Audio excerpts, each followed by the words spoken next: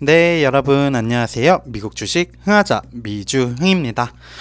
지난밤 모두 미국 주식 보시느라 피곤하셨을 것 같은데요. 5월 5일 어린이날입니다. 어린이날이지만 우리 어른이들은 또 주식시장 어떤 일이 일어났는지 안 알아볼 수 없겠죠. 오늘 새벽에 애플 실적이 발표가 되었습니다. 지금 애프터장에서 거래가 되고 있는 상황을 봤을 때 다들 짐작을 하시겠지만 역시 애플이었다는 실적을 보여주게 된 것 같습니다. 지금 이 화면에서 보시다시피 추정치에 비해서 상당히 좋은 실적을 발표를 했다고 볼 수 있을 것 같고요.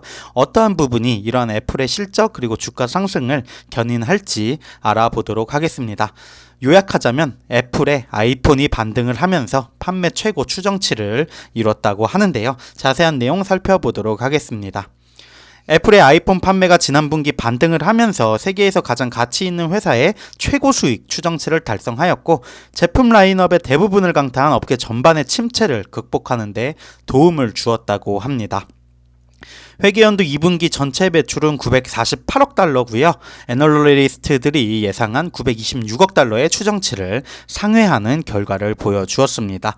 해당 기간 동안 매출은 2.5% 감소하였지만 이 부분에 대해서도 선방을 한 게 아닌가라는 게 시장의 반응으로 보여집니다. 아무래도 퀄컴이 이번 주 초에 컨퍼런스 콜에서 이제 뭔가 경기 침체에 대한 우려, 그리고 반도체, 스마트폰 출하 쪽에 대한 우려로 인해서 투자자들이 불안감이 있었는데요. 애플의 판매량 수치 그리고 매출을 보면서, 실적 발표를 보면서 조금은 안도하게 되는 부분이 있지 않을까라고 생각이 듭니다. 예상대로 애플 작년 계획과 동일하게 900억 달러의 자사주 매입 계획을 추가로 발표했고요. 또한 분기 배당금을 주당 24센트로 4% 인상을 하기도 했습니다.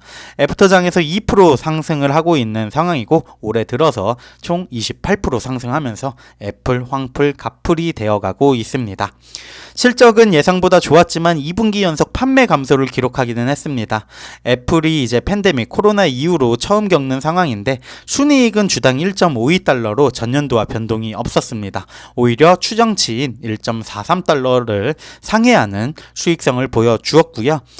분석가들과의 컨퍼런스 콜에서 이번 기간 매출이 4월 1일로 끝난 지난 분기와 비슷한 수준으로 감소할 것이라고 말했는데 약 3%의 하락이 있을 수 있다라고 얘기를 했습니다. 애플은 주력 제품인 아이폰에서 513억 달러의 매출을 올리면서 490억 달러를 예상한 애널리스트들의 예측치를 넘어섰고요.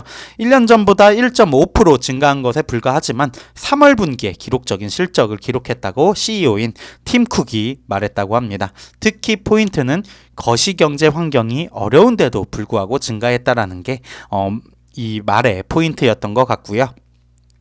인공지능에 대해서도 언급을 했지만 애플이 매우 사려 깊은 방식으로 제품에 접근을 하고 있다라고 밝히기도 했습니다. 아이패드 매출은 13% 정도 감소한 66억 7천만 달러로 67억 달러의 추정치와 거의 일치하는 부분을 보였고요. 맥 사업부의 매출은 31% 감소한 71억 7천만 달러, 예측치랑은 조금 차이가 있는 유일한 부분이라고 볼 수 있는데 예측치는 77억 달러 정도였습니다. 에어팟, 애플워치, 그리고 TV 셋톱박스를 포함하는 홈 웨이러블, 그리고 액세서리 사업부는 1% 미만으로 하락한 87억 6천만 달러를 기록을 했는데요. 추정치인 85억 달러 예상치를 상회하는 결과를 보여주었습니다. 아이클라우드, 애플뮤직, 앱스토어, 그리고 애플 TV 플러스 스트리밍 서비스를 포함하는 서비스 사업부분 209억 1천만 달러를 기록을 하였으며 추정치는 211억 달러였습니다.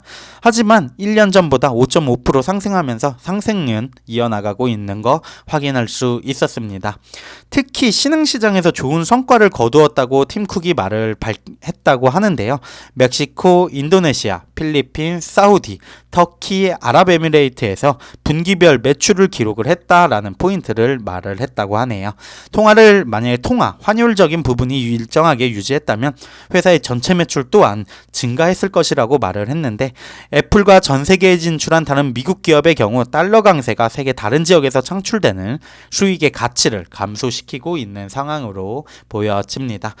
환율에 의한 변동은 그 순간순간에는 실적에는 영향을 미치겠지만 이런 부분까지 다 감안을 하고 실적을 바라보기 때문에 뭐 투자함에 있어서는 크게 영향을 주지는 않았던 것 같고요.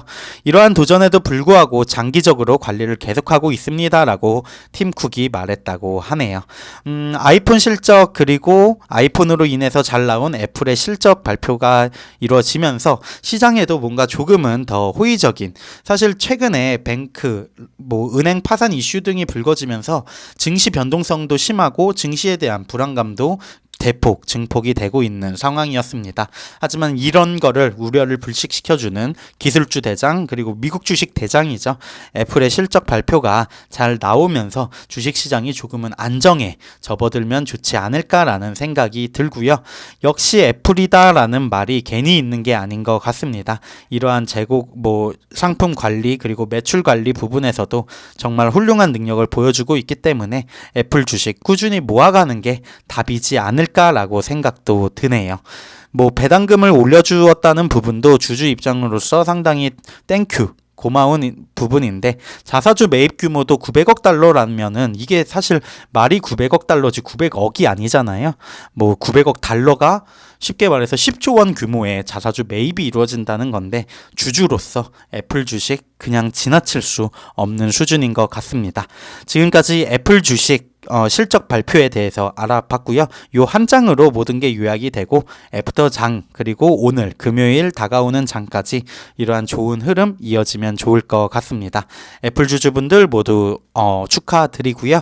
그리고 미국 주식에도 따뜻한 바람이 좀 불어왔으면 좋겠습니다.